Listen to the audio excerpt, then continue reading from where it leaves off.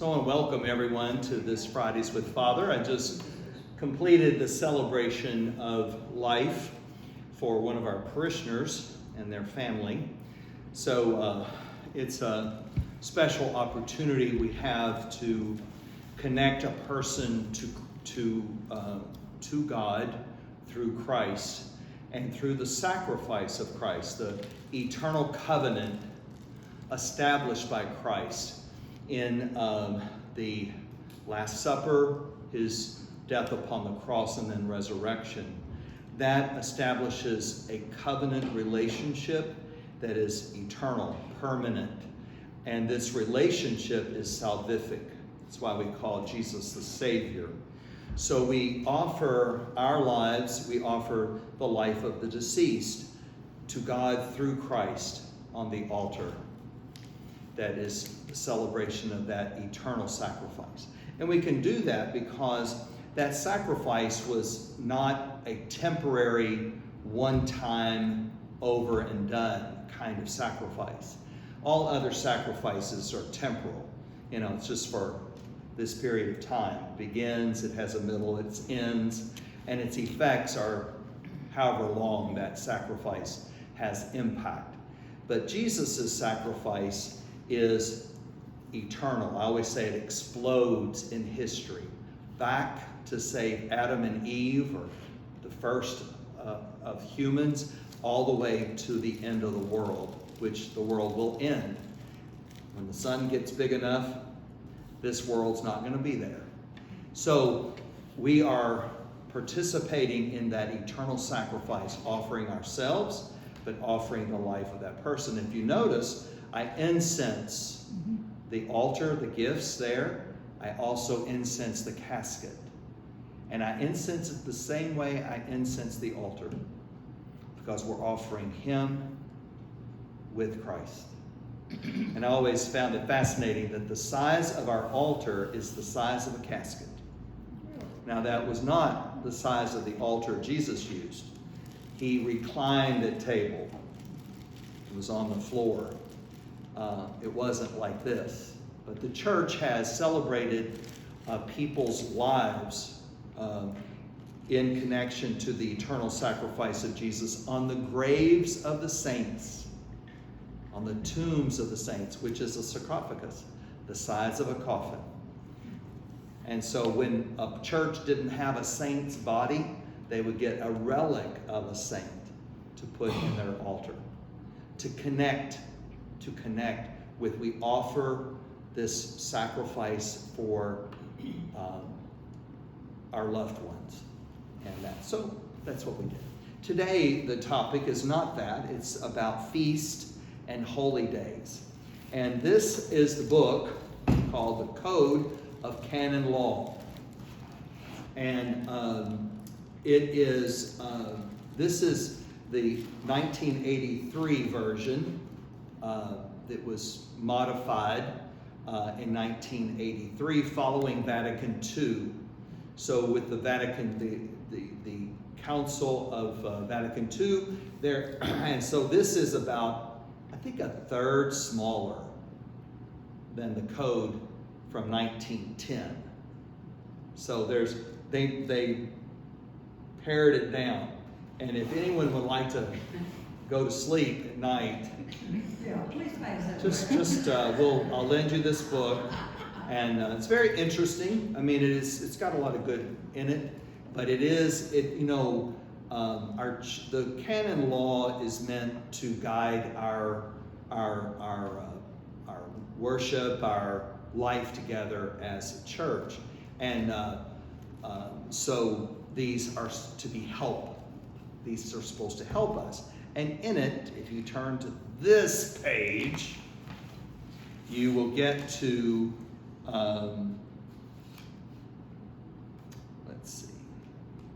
holy days, feast days and holy days of obligation. So, it begins with Canon 1246, 1,246 canons. This is this one. And it says, Sunday is the day on which the Paschal Mystery is celebrated in light of the apostolic tradition and is observed as the foremost holy day of obligation in the universal church. So we're talking about holy days and feast days and saints' days.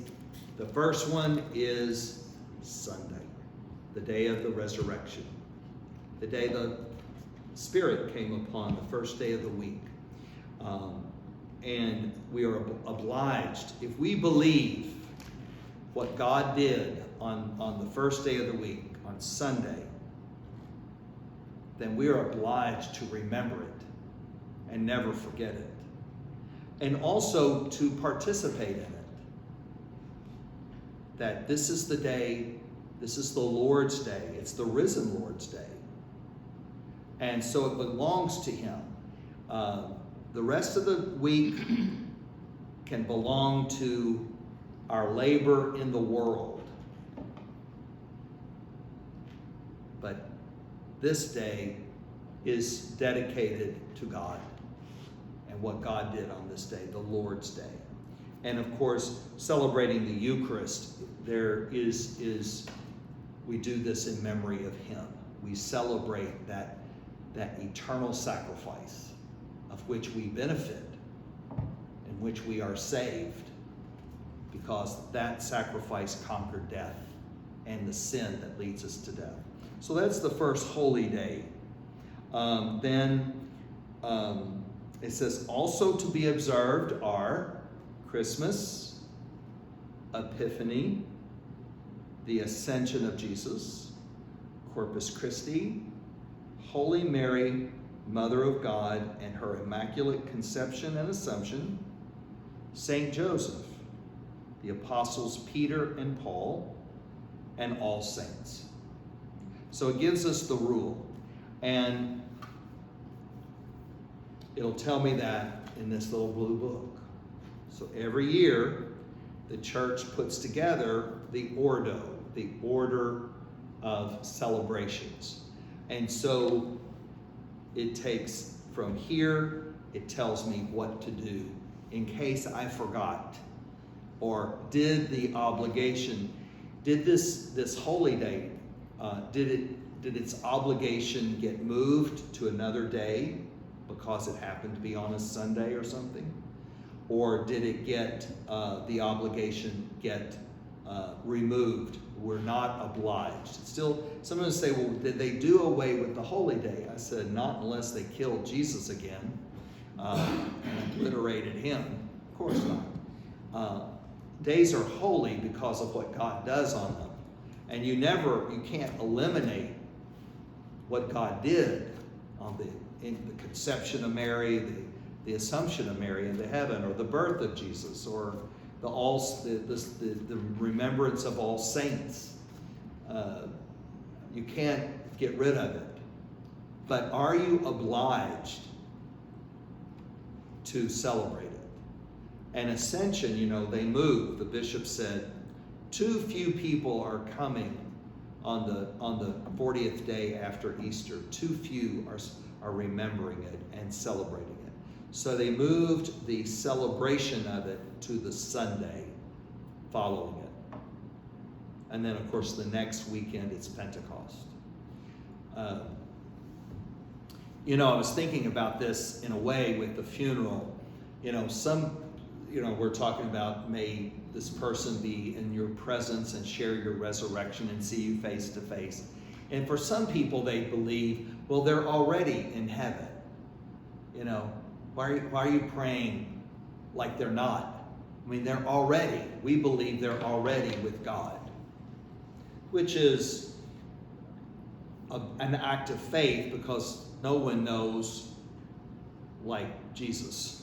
No one knows absolutely the status. Now, miracles are witness, don't they, of that person's with God or has God's ear at least.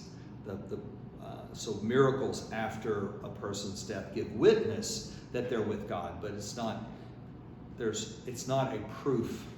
And so for us in the funeral liturgy, we continue to pray for their forgiveness. We pray for them to be in God's presence. And I was just thinking about that. they always say, in God, there is no time. It's all presence. And for us, that's really kind of hard to think about and know what that means, because we live minute by minute by minute, by hour, by day, by month, by year. For us, time is linear and drawn out. But in God, there's a presence to all time. It's different. God is different than us. And so we don't know when a person dies their status 100%, but we're living in time. And so many people tell me, it happened so fast. The death, it happened so fast. And I'm thinking, they've had cancer for 2 years. You've been going through treatments every week. What do you mean this has gone fast? It's been drug out over a long period of time. What happened so fast? So their sense of time is they're not expecting the death, or the shock of the reality of the death is such that it happens so fast. So what happens with our liturgies is we take that time and in a certain sense, we expand it. We relive it. We go through the process. Because if you go through it too fast, it doesn't heal our hearts. It doesn't allow the reality to settle in and set up. We need more time. It went too fast. We need more time. So our liturgy, actually, with the vigil, the visitation at the funeral home, the celebration of the funeral mass, and then the interment at the cemetery, and the bereavement meal, all of this helps to give us more time to face this reality, to absorb it. And in many ways, the holy days do the same thing. The death and resurrection and sending of the Spirit, in the scriptures, it all happened. Part of it happens on that first day of the week. But we can't take all of that in. It's too big. So we celebrate it over a period of time, the 40 days till the Ascension, and then 10 more days to the Pentecost. Then, in other words, that whole reality is spread out over 50 days, because it's too big to take it in on just one day. So we need the time. Just like in a funeral, you need that time for grieving and then follow-up. So the holy days are spelled out here, and then they are specified in here. And it also will tell me, is this a memorial? So the church remembers on days. They remember. They have little M's and big M's. Whenever we have a mass offered to honor our loved ones, to remember them and pray for them and be thankful for them. I always say, a mass for a deceased person is hopefully as much a thanksgiving for the spiritual gifts that we were blessed by that person's life, that we remember them and honor that and thank God for them. We also want to pray that if they are in need of some purification, that they have that they're not hanging out waiting to get in through the pearly gates, through the narrow gate. We can also do that, but it's not just one thing that we're praying for when we remember, but that's a memorial. You see, that's a little M. That's our intention. So we remember our loved ones. But in the church, we have little M's and big M's, like St. Matthew. We had that. That was September 21st, right? 18. So the 21st, it is an F, feast. So that's the high. That's not, if that happened on a Sunday, we can't celebrate Matthew on a Sunday. If the 21st of September was a Sunday, the resurrection of Jesus supersedes all things. Nothing is more important than that. Significant. So, but if it's a weekday, it's a feast, and no other celebration is more important than the feast. Then the big M's are next, and the little M's, I can make a choice whether I celebrate them or not, remember them or not, acknowledge them or not. Of course, I don't want to see that person, that's got the little M, and they're like, yeah, every time Cyprian, every time my feast, my memorial came up, you ignored me. Mea culpa, mea culpa, mea maxima culpa. Sorry about that, Cyprian. I didn't know what to say about you. Well, let me tell you.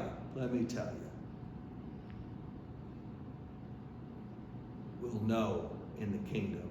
So, but in the church's remembrance, feasts like the apostle and evangelist St. Matthew, that is so significant that nothing else supersedes that unless it were a Sunday. All right? And then it'll tell me in this what color I wear, like RD means red, because Matthew was martyred for Christ. He gave his blood in witness, and there's no greater love than that. So I wear that color. And it'll tell me the proper prayers for the liturgy of the hours. Now, we mark the holiness of the day every 3 hours of the day. That means there are 8 of them in the fullness. And most monasteries do at least, I think, 7. They do. And they push some. They got to sleep sometimes. This is 3-hour business. You can't do that forever and ever unless you get older and then you can't sleep. Well, join right in. Just come right in here. But actually, it's just fascinating to me that, the church calls us to prayer 8 times a day. And they have vigils and matins and lauds and terce, the 3rd hour. So from 6 a.m., 9 o'clock, 3 hours, terce is the 3rd hour. Even though it's 9 on our clock, it's the 3rd hour from 6 a.m. from lauds. So terce, sect is noon. Non, the 9th hour, is 3 o'clock. And then vespers, then compline, and then vigils. So it goes in that cycle. But it marks the day with prayer, acknowledging that every day, all day, that God is to be praised. And so it'll tell us if there are proper prayers. So, I have ribbons. I have 7 or 8 ribbons. So that's to help me to keep track of which week am I in ordinal time, the 25th week, which week of the month that I'm in, the 1st, 2nd, 3rd, or 4th. It'll tell me here. It'll tell me if there's a sanctoral, like Matthew is a saint, so there's proper prayers for him. So the feast. So you've got feast of obligation, and then you've got feast that you're not obliged to come. The laity are not obliged to come to Mass on the feast of St. Matthew. But the church is a feast, and if you're capable of coming, you're most welcome to. All right? So it's got the chapter on this fulfillment of the holy day of obligation. So obligation of holy day, observance of holy day. It says, on Sundays and other holy days of obligation, the faithful are bound to participate in the Mass. they're also to abstain from those labors and business concerns which impede worship to be rendered to God, the joy which is proper to the Lord's day, or to the proper relaxation of mind and body. Now, I always thought it was fascinating that God created the world in 6 days. All right? So on the first day, he said, "Let there be light." And there was light. The next day, he said another sentence. And after 6 days, he was so tired, he had to rest.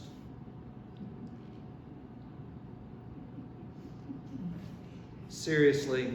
No. God did not get tired. His work was completed. And what we understand about this revelation of God's resting is to model for us, because we need to rest. We need to stop working on our projects and our well-being and our whatever, and we need time with the Lord. That this day we devote to our relationship with God without the distraction of our own agendas and our own projects. That this belongs to God. And so for many of us, I think we experience going to Mass as one of the primary ways that we observe the day of the Lord with the Lord's Supper, the risen Lord's Supper. By the way, what we do is the risen Lord's Supper, like they did at Emmaus, on the road to Emmaus, that supper in which he's present to us, the risen Christ, the glorified body and blood of Christ, which gives you life, shares God's life with us. But then also we'll go and be with family. We'll have family time, because that relaxation and that nurturing of family relationships pleases God. It's recreational. It's creating anew, and that is to please God. It's not our labors to feed our greed or our insecurity or anything like that. So that's one of the practices that I know I grew up doing. And it's the way we keep that day holy, by being with family or visiting the sick and that kind of thing. When Thomas Aquinas kind of began that order, the truth order Of the canon law, did Thomas Aquinas, is he the source of it? Summa. The Summa Theologica, the summation of all theology. Yes.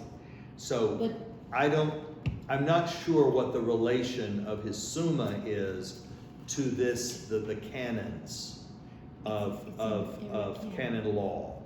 I'm not 100% sure of that information. That's interesting that you would remember that or believe that.